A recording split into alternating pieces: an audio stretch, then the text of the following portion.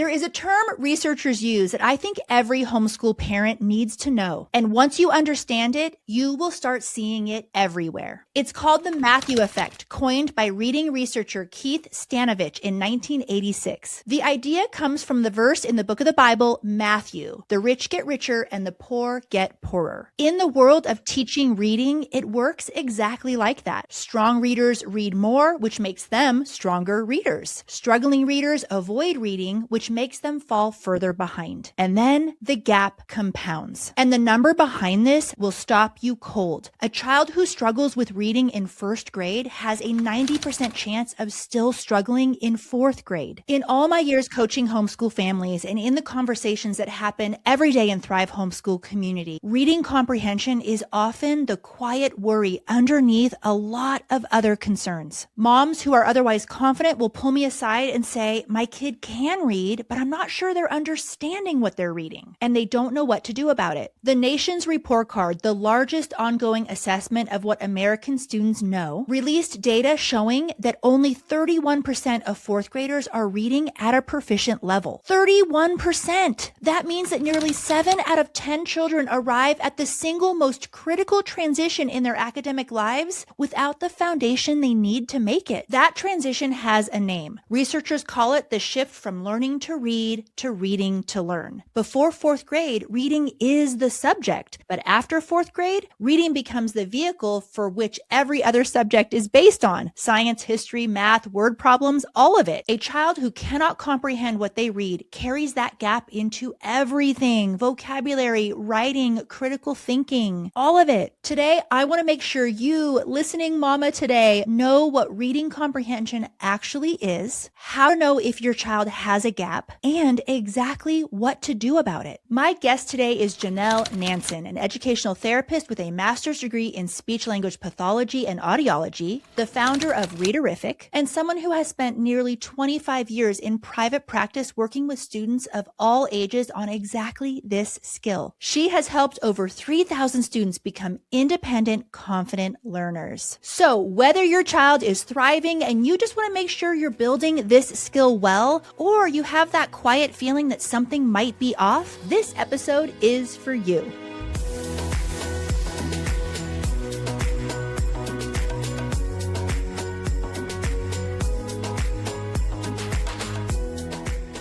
All right, everybody, welcome to the show. So this is something you need to know about my guest today. Sometimes my team flags people who they think will be great guests for my show. Most of the time I say, great, yes, this person does sound amazing, and then I add them to my very long list. But every once in a while, someone comes across my desk and I stop everything. That's what happened with today's guest. She came to us through the Christy-Faith list, and the moment I saw all of her experience and the results that she gets with kids who struggle, I immediately sent her an email and set up a private Zoom call. And I'm so excited for you to hear the wisdom that she has to share today. Welcome, Janel, to the show. Thank you. I'm honored to be here. I gave the audience a little bit of a background on you. Is there anything that you wanted to fill in the gaps regarding your history and your background with reading and how you've helped families? Yeah, I'd like to tell you the story about how it all led to where I am now. Oh, awesome. Let's do it. Okay, so right out of college, I was not happy with the techniques or therapies I'd learned because when I was working with students or clients, I felt like it was at a more superficial level and it really wasn't at that deep root level that was making big changes. So I went to a lot of seminars and conferences. I read books. I talked to specialists, and I came across a number of foundational techniques that change the way kids learn and train the brain. So I also learned about eye movements and how we can learn about the ways kids learn through their eye movements.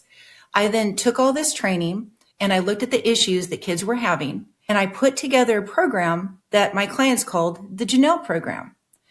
And I started implementing it with everyone. And of course, it was individualized to whatever people needed. And as I was working with this program of mine that I had developed through all these trainings, I started seeing all these improvements. It was reading improved, listening and reading comprehension, spelling, writing, memory, test taking, organization, sports performance, because we have to understand what the coach is saying, social skills. All these things were happening. I had students that were transitioning out of special education and thriving. Students that went from D's and F's to A's and B's, sometimes straight A's. And students that wanted to go to college. And while today college obviously is not the end all be all, for some students, that was their dream, their passion. And they didn't feel that before my program, they could do that. After my program, that was an option for them. I also found that every child with dyslexia, every child with high functioning autism, most with ADHD, and a lot of students that had no diagnosis, but they were falling through the cracks, they also needed this training. And so what happened is due to my success with all these students, and especially I was having success with students that other people weren't sometimes. So I had parents and teachers and doctors tell me, you have to get your techniques out to the world. You can't keep them in the four walls of your office. You've got to get them out there. So what I did is I developed a technique or wrote programs about one of my most powerful techniques that helps comprehension and memory. And what I did is I did a beta test in 2023 with 30 kids, and they were age 8 to 16. And it's a 3-month program. And in 3 to 4 months, these kids averaged between 2 to 4 years in reading comprehension improvement. And in addition, most of them liked the program. Some loved the program. My middle school and high school boys would say it was okay. And when they would say that, I would jump up and down really excited, and they would look at me like, what are you doing? And I said, that is high praise from you. That is high praise that you say it's okay. Yeah. And so I then asked the kids, not all of them were my kids that I work with. Some were siblings and other people, but the ones that were mine, I said, does it seem like working with me? Because it's really me speaking over PowerPoints. And I'm going to be honest, I was shocked that every single kid that had worked with me said, yes, Janel, it's like working with you. And I didn't expect that because I wasn't there to say, how was the birthday party? How did your test go? And it's just me speaking over these PowerPoints, but the kids were like, oh no, it's like you. And I even have a mother that's a professional tutor, and she had seen me work with kids, and she said, yes, she uses it now in her practice, my program. And she said, it is like working with you. So the other thing I found in addition was that they were getting results faster than because they saw me once or twice a week and they did this daily. So as a result of all of this, Read-A-Rific was born. Oh, that is so cool. Yes. And you mentioned, because I know you have a wealth of experience in all different areas. And what I heard is that you kind of narrowed it down to reading comprehension specifically. And we had a fun Zoom call last week, or was it 2 weeks ago? I can't remember, where we were kind of geeking out over it because at our center, we also did a lot of reading comprehension intervention.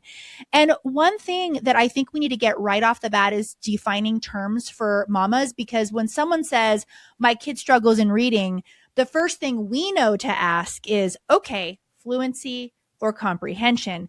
So would you tell the listeners right now the difference between reading fluency and reading comprehension? Reading comprehension is the ability to understand, interpret, and analyze what you're reading. Reading fluency is being able to read accurately, quickly, and have good inflection or expression. So a lot of people think that if a student reads fluently, that they automatically comprehend well. And that's not the case. There's actually a lot of students that do not comprehend well, even though they read fluently. So if you have a child that reads fluently, but they're not understanding or remembering what they read, or they think reading is boring, or they want to have graphic novels or books with more pictures, that's a good indication they have weak comprehension skills. Yes. And at least in my experience, when I had parents, we often had parents in 3rd or 4th grade saying, I'm so confused. The teacher says my kid needs reading help. My kid's a great reader. Yeah. And so because of like standardized test scores might come back low. And this is a really important piece that everyone needs to understand. And I mentioned it in the intro, is that there is that transition around that grade level of you're now not learning to read anymore. You're reading to learn. And if that skill does not come naturally, and in a lot of kids it does, but a whole lot of kids it doesn't, they're not going to be making movies out of what they are reading in their head. And we're going to talk about concept visualization a little bit more here. But why does this skill matter so much, this comprehension skill? Comprehension matters so much because it's a big part of what we do in all kinds of things in a variety of areas of life. So my clients would come to me and say, we came here for this, but we actually got this, so much more, because strong listening and reading comprehension skills create an improvement in school and work and relationships. They are a basis, a primary basis for solid learning and for communication skills. And I have had dads actually come into my office that were construction workers, and I'm all about living your passion. So if that is your passion, that's great. However, these dads shared with me, I was a poor reader. I didn't understand what I was learning. I didn't test well. So my only choice I felt in life was to become a construction worker. And they said, my back hurts, my hips hurt, I'm in pain. I've had to push my body so hard. And I don't want my child to be limited. I want my child to have more options.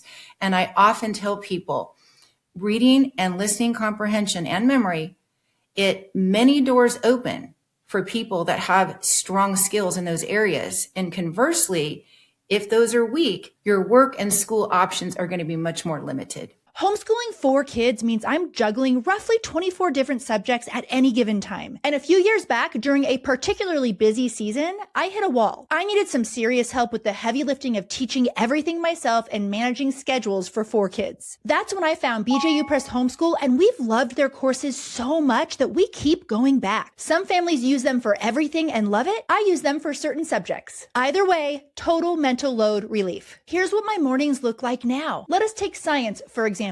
My 3 girls do that one together. They fire up the lesson taught by a real teacher, well-produced, actual teaching, not just click-through busy work. And I sit there with my coffee, watch them, or make breakfast, and we discuss the big ideas. Every BJU Press Homeschool course prioritizes critical thinking, a biblical worldview, and hands-on learning. I just guide the conversation and pick which activity or pages or projects we want to do, and everything's already planned out. They have an online platform included for you called the Homeschool Hub, and it keeps everyone on track.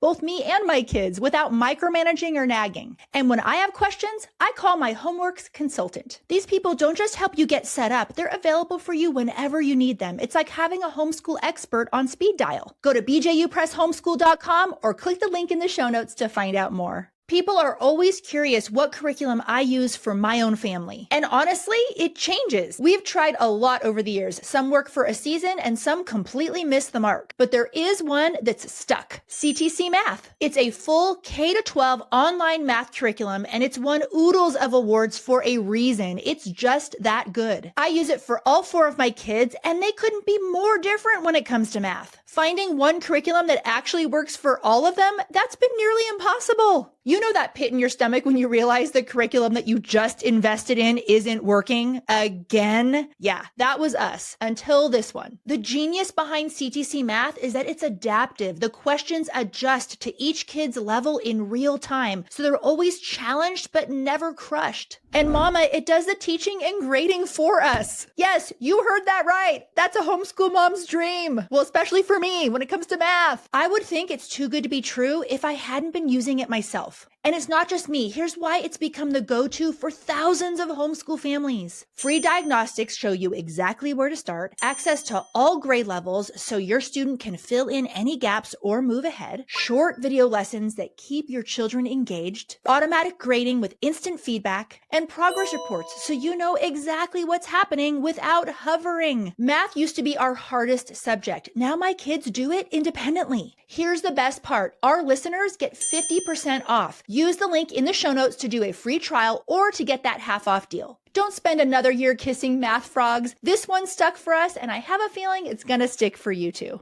Yeah, I couldn't agree more that doors start to close if literacy is not taken care of. And of course, we do know, and you've heard me shout this from the rooftops so many times, that it's a non-negotiable. Like, we need to make sure that our kids know how to read well. There's other skills too, numeracy and other. That's why I love homeschooling, because we can be skills based rather than just content based. Yeah. And so, but I want to talk about this a little bit, and we're kind of, and it's okay if I throw you some curveballs here because you're so well prepared for this episode and I'm so excited for the listeners to hear. But, Janelle, when I have adults tell me, like in a social setting, like, yeah, I'm not really a reader, I don't really enjoy books, right? I immediately think they're not doing concept visualization. So Could you explain, and the reason why I jumped to that conclusion, which maybe I shouldn't, but I think I'm kind of right, is that humans, we are born loving stories. I feel like we are designed to love story. I mean, there's an ultimate story that we're all a part of, right? And so humans are naturally wired to love story. So if they're not getting the story, they're going to think that they don't love the reading per se, but that's not necessarily true because they love story. It's just their brain is having a hard time deciphering the story based off the code on the page. So let's unpack concept visualization. And what I love, and this is one, I just love you. You're just so fun to talk to, but you and I share that light bulb moment sitting across the desk from a kid who makes their first image. And ladies listening, you would be surprised how many kids, the first session, you ask them to describe something in their head and they can't. So let's describe that a little bit so a mom can kind of understand what we're talking about when we use the word concept visualization. Yeah. So visualization is making pictures or movies in your mind's eye or your imagination when you're listening or reading. So if you read a sentence that says the dog is chasing the ball, in your imagination, you should be seeing some kind of dog, some kind of ball, some background, maybe the backyard or a park. If it didn't say what kind of ball, you might see a yellow tennis ball. And then as you read more, you'll find out, oh, it's actually an orange softball. So you change your picture. If you ask students that like to read and enjoy reading, do you make movies in your head? You'll typically hear yes, because visualization is how the brain connects to long-term memory and also how we enjoy reading. And it makes interesting reading because you're seeing those movies in your imagination. Absolutely. And so when a student doesn't do this, we talk about this gap, it just widens on their own. Let's go back to that Matthew effect. What does that look like, that gap widening, and why does it do that? So if you don't read, right, your students that have issues with reading and reading comprehension, they read less. In addition, students that have trouble with comprehension often have trouble with listening comprehension. So they're going to have issues with attending to and understanding what a teacher is saying, in addition to retaining and understanding what they're reading and learning. And so, as you know, as we all know, students that read more and they're strong readers, they're going to become strong learners. But students that have issues with reading, whether it's decoding or fluency or comprehension, they're not going to be motivated to read as much because it's more difficult. They're going to read less, and then they're going to fall further and further behind, especially as they go higher in school or higher in grade levels, and it gets more lengthy, more complex. They're just going to have that gap widen, and then therefore their self-esteem will also, start declining. Yeah. And, that's a huge part of kids who have learning struggles is that shame piece. And I know because I watched it with my sister all growing up. She, in the 1980s, crazily got a diagnosis for dyslexia. They weren't diagnosing girls for anything back then. It was yeah. And actually reading is still a challenge for her because she has eye tracking stuff. And then also when she was 40 was diagnosed with ADHD. So she has a lot of, I hate the official term like comorbidities, but that's kind of what, I've heard some new terms instead of that one, which I like. But anyway, my point is that when kids aren't practicing, they're not getting better at it. And so that's why the kids who kind of are able to make movies in their head while they're reading, they're going to love reading. They're going to read more. Yes. And they're going to get even better at that concept visualization, have these vivid images in their head. And then the kids who can't do that, they're not going to practice it. They're not going to enjoy it. It's going to be more tedious. So that's why this reading comprehension piece, I think, is so important. And you know what? It bleeds right in, even into math, right? You see a lot of it actually with word problems. Yes. Yes. Talk about that a little bit. Numbers come from a different part of the brain, so they're a little harder for people to picture anyway. But when people have issues with language, which is a different area of the brain than math, they will think, okay, I'm good at math, I can get this math, but all of a sudden you bring in word problems. And because you're adding the language, if this child isn't visualizing, all of a sudden a student that may be good in this area of math, they'll have issues because this language comes in, and if they don't visualize it, they don't understand that concept. So they really struggle with the word problems if you're not visualizing. Yeah, it's a huge challenge.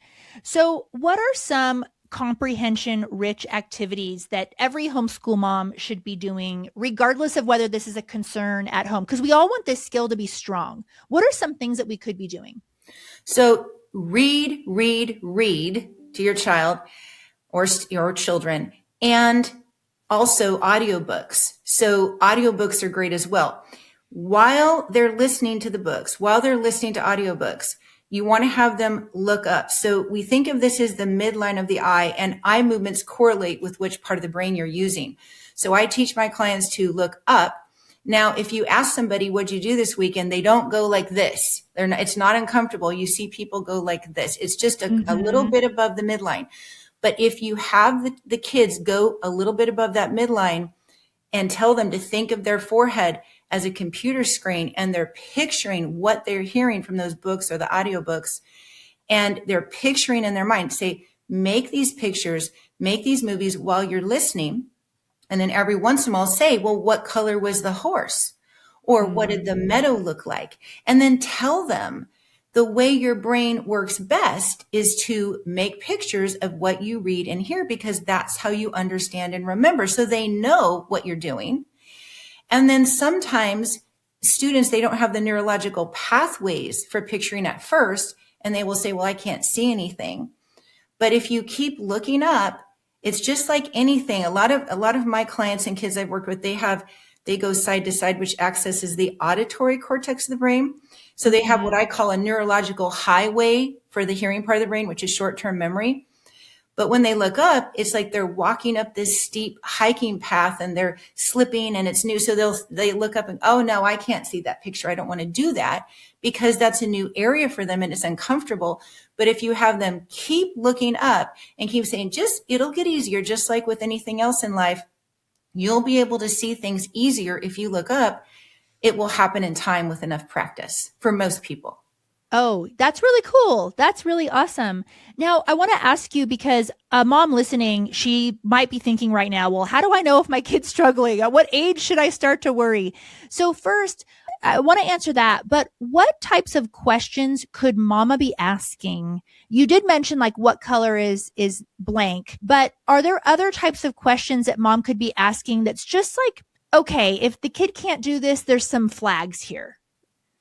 You mean like the symptoms that you'd be looking at? Yeah. Okay. So there's a lot of symptoms actually for people that have weak visualization skills, which is what I address for reading comprehension. And I actually have a full checklist for free on the homepage of my website that people can get. So it has a lot of symptoms there, but common ones are things like, not remembering or understanding what you read. Thinking reading is boring, like you mentioned it. If somebody ever says reading is boring, the way unofficially the Janel answer is 99% of the time, they're not going to be visualizing. Yes. Because frankly, reading is not boring if you're visualizing. Yes. So that's important. Kids will like graphic novels. Again, we discussed that. And then having books with pictures, they will not feel independent. They will be like, come over here and am I doing this right? Asking a lot of questions. They're not going to be a real independent learner. They're often spending 2 to 3 times longer than they should to complete tasks, academic tasks. So there's a lot of other things too, just attention. One interesting thing a lot of people that walk into my office and will say, I have ADHD, because attention issues is another, area. And some of them would walk in and say, we're on medication, but it's not working. Whenever they said that, I know that it was misdiagnosed, because attention, as you know, can be a variety of things. It can be sensory processing, visual processing, nutrition imbalances, vitamin imbalances, and weak or non-existent visualization skills. So when I would teach these kids visualization, some of them didn't have ADHD anymore, right? And others of them, they had a true ADHD or other areas that cause it. So their attention improved, but it didn't improve completely, because that wasn't every area or every facet that was affecting their attention. But attention, that's an important one. Ability to, follow directions if they're struggling with following directions, if they're struggling with spelling words that don't follow phonetic rules, trouble with writing. So I had a student when I used to live in Colorado, and he was 15 years old, and he came in one day and he said, I have a writing assignment and I'm going to get another F on it. And I said, well, how do you write? What do you do? And he goes, well, I just start writing. I hope that it matches up at the end. And I said, well, what I want you to do is look up and visualize the introduction, the body, and the conclusion before you even start to write. And he came back and he said, I got a B. So visualization impacts a lot of areas, of academic areas. Yes. I mean, and when you tomorrow, just as you go about your day, think about how, even when I think of my speaking calendar coming up in the next couple of months, I'm picturing months, I'm picturing blocked out. I'm literally picturing things. I picture a week. I picture a year. We are picturing everything. And believe it or not, there are people who can't picture things. It's kind of crazy to think about it, but these people do exist. And these kids really struggle in school. And I think that's really helpful to know. Now, I want to go back to that ADHD thing, because that was my experience too at our center. Every kid got diagnosed with ADHD. And then I remember Matthew. I've even talked about Matthew in my talks. I can't remember if I mentioned him in my book, Homeschool Rising, but I'm like, after working with him for a year and a half, I'm like, this kid doesn't have ADHD. This kid might have anxiety. Now, I can't diagnose. So I went to the mom and I said, you know what? Can you go to this person to get testing done again? And they had the resources to do that. And I knew they did. And I knew that they really wanted to help their son. And so, sure enough, he had anxiety. It was not ADHD. So that goes back to what you were saying, where if they don't have visualization skills, a practitioner might think they're just not paying attention during that reading passage. When no, it could be that they actually cannot and do not have the skills to visualize the passage. Do you see how easily those can be confused? Is your child struggling with attention, memory, reading, writing, or math? If you're experiencing this, you know how heart-wrenching it is to watch them face these hurdles. You've poured love, time, and attention into their education, yet the struggle persists, leaving you feeling stuck and desperately searching for answers. You guys, I want you to know about Learning-RX, a proven program designed to help your child's cognitive skills, enabling them to think faster, learn more easily, and perform at their best. I'm talking getting real long-term help here with things like ADHD and dyslexia. Learning-RX is backed by 35 years of research, and their results are transformative. Use code HOME50 for $50 off your cognitive skills assessment. Go to learningrx.com or click the link in the show notes. What happens is the brain can only hold on to 7 non-meaningful units of information at a time. So any word or number that's not pictured is non-meaningful to the brain. So if kids are using that auditory part of the brain, they're just trying to remember the words and it's short-term memory, they're going to hear or read 7 words and then they're going to be off track. And so people will immediately go, oh, that's ADHD. But the fact is that they're not visualizing those words. So if they learn to visualize, the brain will then pay attention. It will understand. It will be able to focus. And so I think with ADHD, it's just really important to look at a variety of areas that can impact attention, including this big one of visualization. Yeah, absolutely. And I wanted to, so a mom who's maybe looking for a program that helps her kid with reading comprehension, which is concept visualization, how will she know if this program that she's looking at is actually targeting comprehension or just fluency? So fluency is going to be if they're just reading and they're not answering questions. And when you read and read, typically you'll become more fluent, which for some kids, when they become more fluent because they're spending less energy on decoding, yes, they'll naturally comprehend better.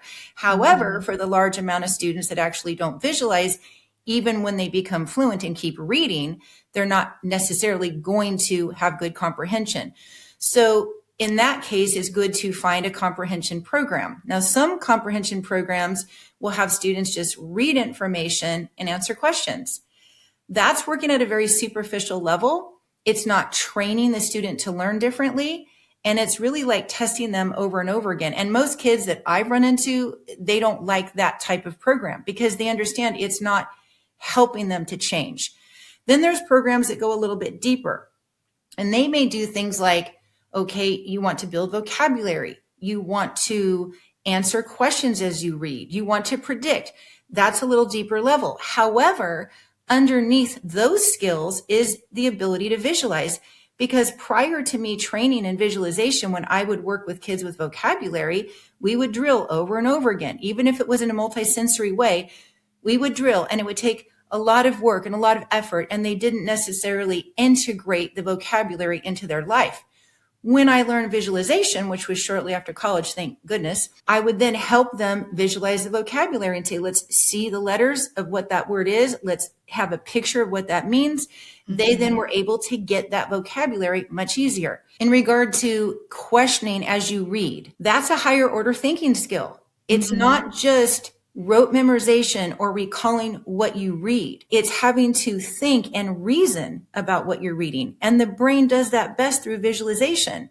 So if a child is not visualizing and the program is addressing asking questions, they're going to have a much harder time with that.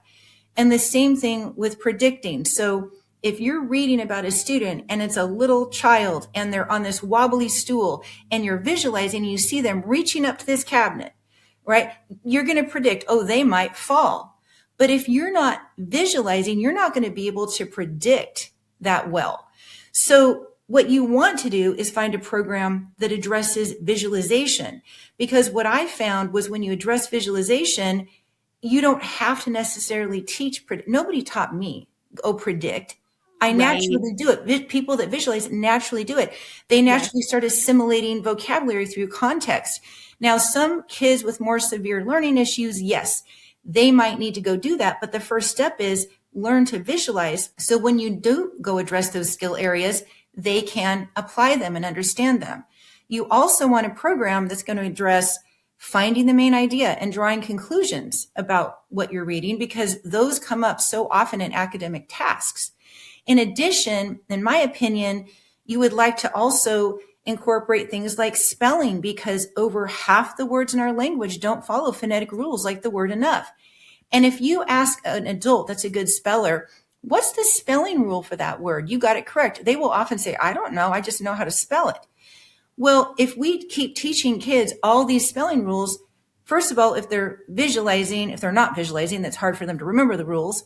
And there's really no reason to learn all the rules if you just look up and visualize each word, right? And that's what really spelling tests are in school. You want to visualize them, and then over time, you get this ability to spell well. Same with following directions. I've had so many kids, even like 16-year-olds, that can't get jobs because they can't follow 3-part commands like go to the back room, sweep the floor, stack the boxes. And they either don't get hired or they get fired.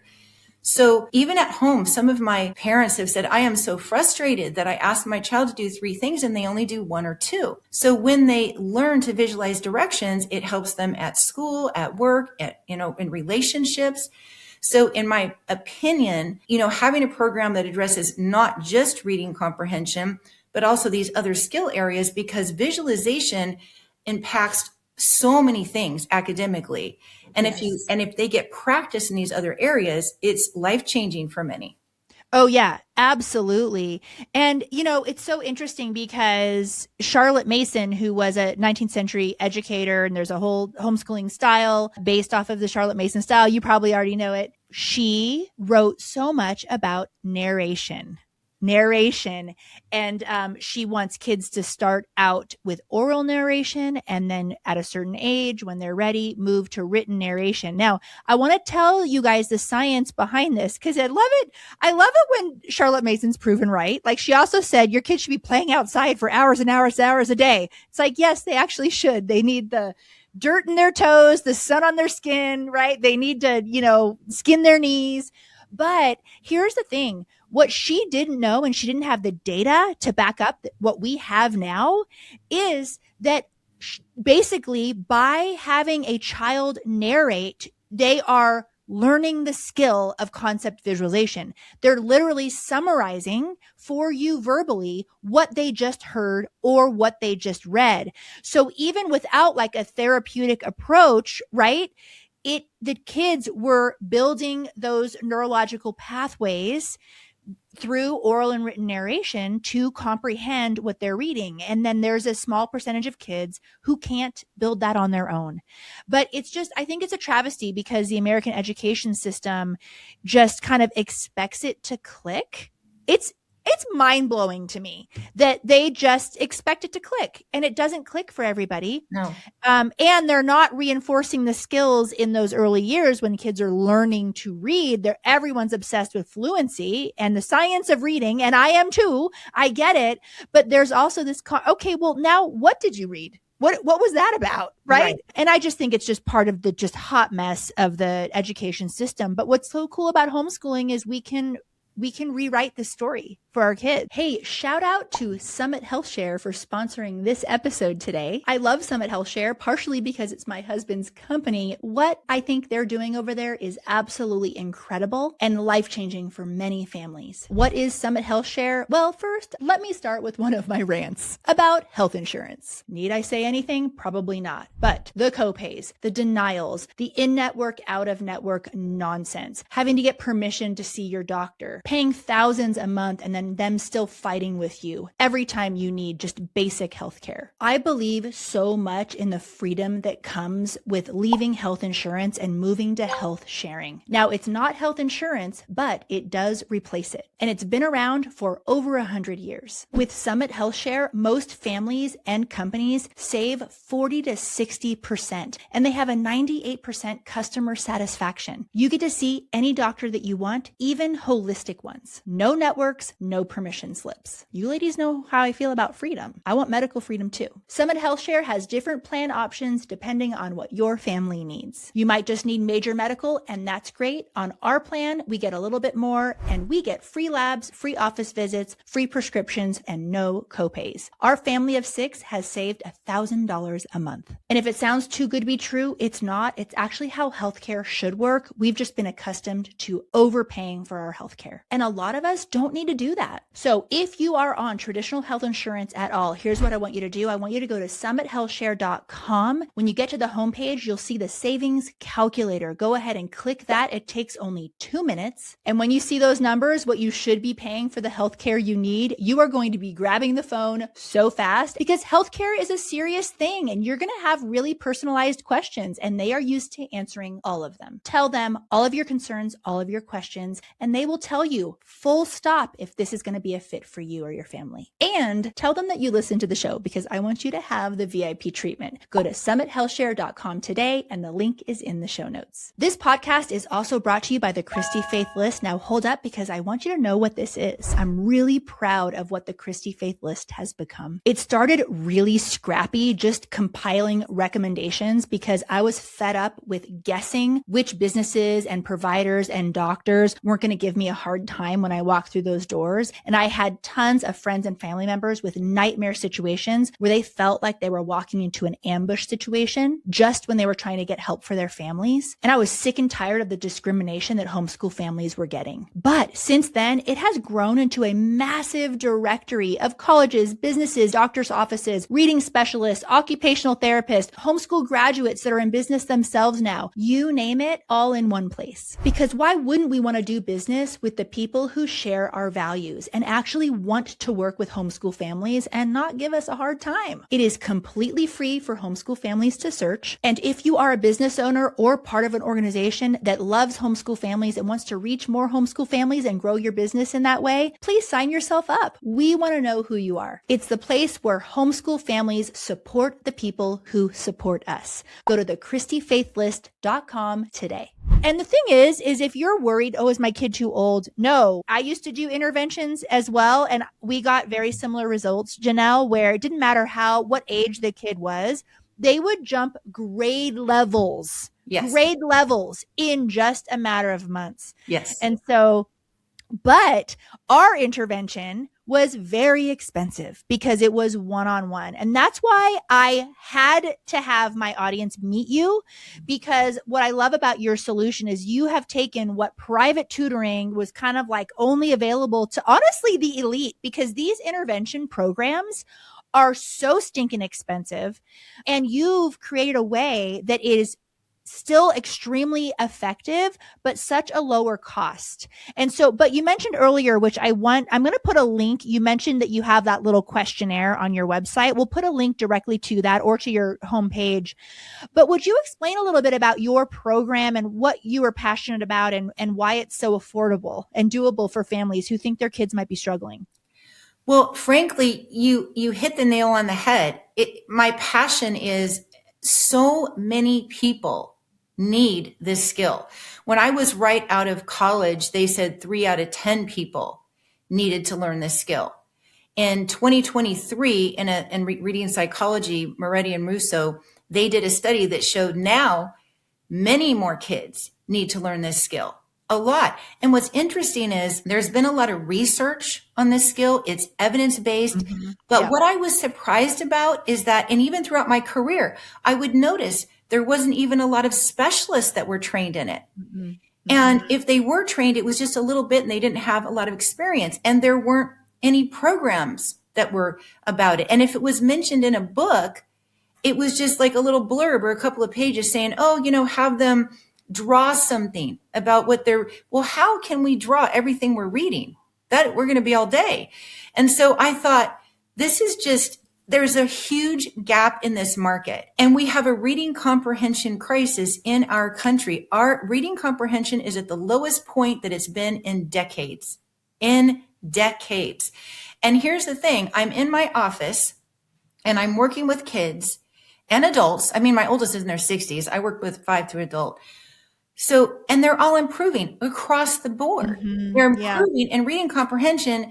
And so I think in my heart, I thought I need to help get this out to people. And to be honest, not just parents, but even tutors or teachers, other people, because they weren't really aware and there wasn't an easy way to do it. And one of the giftings that I have been told that I have is to be able to take something more complicated and make it very simple. And I've made this so simple that, frankly, I'm just going to be transparent here. I think some people think, oh, this is so simple. How can this even, no one's actually said this to me, but I actually think they might think, how can this work? Because it's so easy.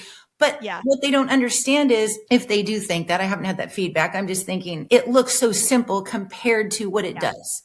Yes. But it's because you've got my years of experience where I've taken the meat of it and I've put it in a way that's so easy for everybody to use. In fact, I've got a tutor that I know that uses my program, and she's just like, I just press the button, make sure my student, does what you are saying. And she's seen really nice gains. And so I wanted to make this something that could be more accessible to a large amount of people for a lesser cost, that could be easy to implement at home, in schools, in charter schools, micro schools, co-ops, wherever, that it could be implemented because of this reading comprehension crisis. Because I'm thinking, if this is the most effective thing I've ever found, and it is in my career, and I've researched all kinds of things, seminars, book, everything, and this is the most effective technique that I've ever seen in my career. So I'm thinking, if I'm getting this success and it's not on the marketplace, I think I need to step up and do this. Yeah, absolutely. And you're right on all those points. Hardly anybody is doing this and people don't really know about it. I agree with you so much. And,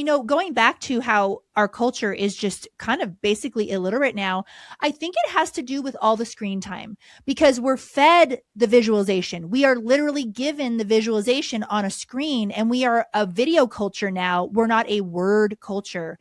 So whereas 100 years ago, it was such a small percentage of people who couldn't build the skill because the culture was so literate, that words were just everywhere. That's how all information was passed around, was through words. So it's almost like everyone had this. They were able to build these neurological pathways. Yes. But nowadays, like my son, I didn't even know this was a term, but he calls them like iPad kids. Like, so I'll use that term lovingly though. Like now with all these iPad kids, they don't even have to, read a menu at a restaurant anymore necessarily. They plop down and they have their iPad and they just tell their mom that what they want, and they're not reading. And so I think that there's a reason. It's just another reason why, yes, I did a whole episode on screens. I don't know if it was a couple months ago, but reasonable. We're all using screens. You're probably watching us on a screen right now. Our screens are going to be a part of work, but we can't let screens get in the way of the learning that our kids need. And I think that's really important. Janel, I just love that you're pouring into the mamas today. So from your expertise, what is one takeaway or a word of encouragement that you want every mom to hear? That really there is an answer or answers for most struggling learners. And I'm a big believer in find the root cause. If you find the root cause, you're going to make a significant difference. So just like today, what we discussed, if you're going to improve reading comprehension, the best way is not to just have a child read over and over again and answer questions. That's testing them. That's not getting to the deep level. So you want to research and look for and find the root cause and work on foundational skills that will make a significant difference. I love that. And because I was an interventionist in this, from my kids being very young, I always made sure to read them children's poetry because I think it's so image full. And I would have them lay down on the floor and I would read one sentence and I would say, "What do you see?" And then we would expand it. And I think the reason why I chose poetry is just because it was easy, simple. They were young and it's so rich with imagery that it's hard not to. But also just that interventionist in me is like, okay, are they visualizing? I got to make sure they're visualizing. Yeah. So they would be telling me back. But also that's a great thing, mama, to do is get a very short poem that your kid maybe has never heard before and ask them what they see. And if something doesn't feel right, or you're like, are they where they're supposed to be right now or not? I want you to give Janel a call because she will tell you if your kid's on the right track or not and what she thinks that you need. You told me that you have something special for our listeners today. What is that? So I have a code FAITH10 that you can put in if you want to purchase a 60-session reading comprehension program or a bundle. And the bundle includes 50% off other products such as my multiplication table product or writing sentences or my ebooks. Awesome. That is so generous. Thank you so much. I'm excited for the moms to take advantage of that. We're going to link everything for Janel's website for Read-A-Rific in the show notes. So don't fret. Everything's going to be there. But this really is something that should not be ignored, cannot be ignored. If it is ignored, doors do start to close on children. And we really like to have these skills strong by the 4th grade. Again, that Matthew effect. If they're not strong, they're going to start avoiding. Kids really do need intervention sooner than you think in this particular area. Thank you so much, Janel, for coming on the show today. Thank you for having me. And also, she is on the Christy-Faith list. So make sure to go and find her there as well.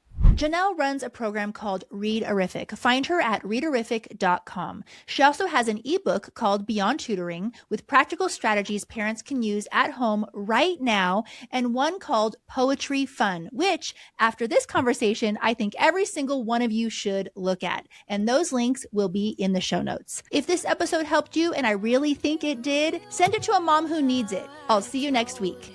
You have my heart.